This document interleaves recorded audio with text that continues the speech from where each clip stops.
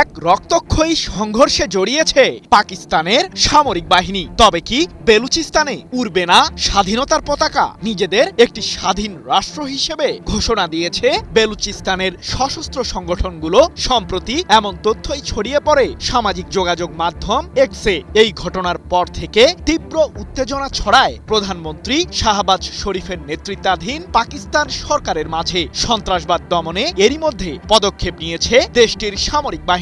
জানা গেছে, অপারেশন আল আজমের সাহায্যে বেলুচিস্তানে চলছে পাকিস্তান সশস্ত্র বাহিনীর জোরদার অভিযান। কিন্তু হঠাৎ করেই স্বাধীনতার ডাক কেন দিতে চাইছে বেলুচিস্তানের সশস্ত্র সংগঠনগুলো?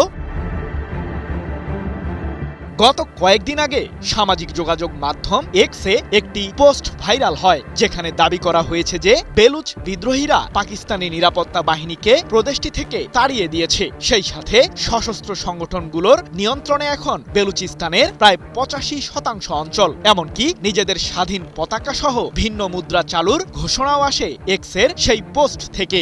স্বর্ণ ও তামাসহ বিপুল পরিমাণ খনিজ পদার্থে সমৃদ্ধ পাকিস্তানের দক্ষিণ পশ্চিমাঞ্চলীয় এই প্রদেশটিতে প্রায়শই বিভিন্ন ধরনের সংঘর্ষের ঘটনা ঘটে।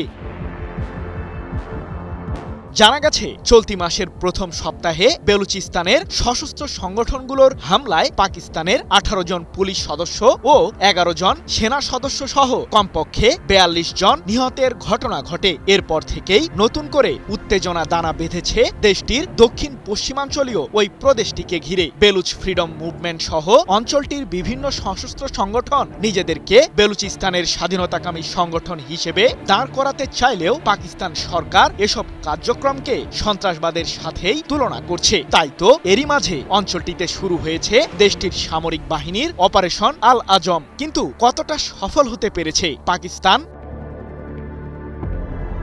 প্রায়শই পাকিস্তানে গোলাগুলি কিংবা বোমাবর্ষণের ঘটনা ঘটে। তারই অংশ হিসেবে 22 জুলাই কোয়েটা শহর থেকে করাচিগামী একটি বাসে হামলা চালায় বন্দুকধারীরা। এতে কমপক্ষে 3 জন নিহত ও 5 জন আহত হওয়ার খবর জানায় পাকিস্তানের সংবাদ মাধ্যম দ্য ডন। এরপর থেকেই মূলত বেলুচিস্তানে শুরু হয় প্রাদেশিক সরকারের জারি করা কারফিউ।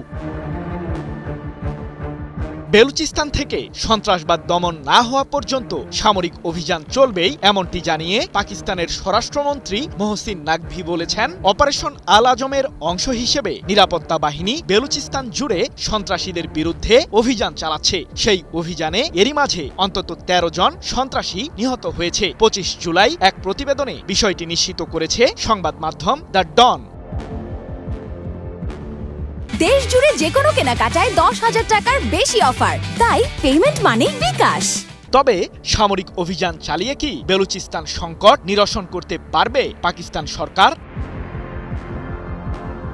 চলমান সংকট নিরসনে রাজনৈতিক সমাধানের দিকে যেতেই আগ্রহ প্রকাশ করেছেন বেলুচিস্তান প্রদেশের হোম মিনিস্টার মীর জিয়াউল্লাহ ল্যাঙ্গফ। তার দাবি, রাজনৈতিক দলগুলো তাদের মতামত, উদ্বেগ কিংবা অভিযোগ উপস্থাপনের জন্য সংসদই সবচেয়ে কার্যকর মঞ্চ। চলতি মাসের শুরুতে একের পর এক বড় সন্ত্রাসী হামলার পর বেলুচিস্তানে নিরাপত্তা উদ্বেগ চরমে পৌঁছেছে, যার কারণে পাকিস্তানের দক্ষিণ পশ্চিমাঞ্চলীয় এই প্রদেশ জুড়ে সন্ত্রাসবাদ বিরোধী অভিযান শুরু করে দেশটির সরকার।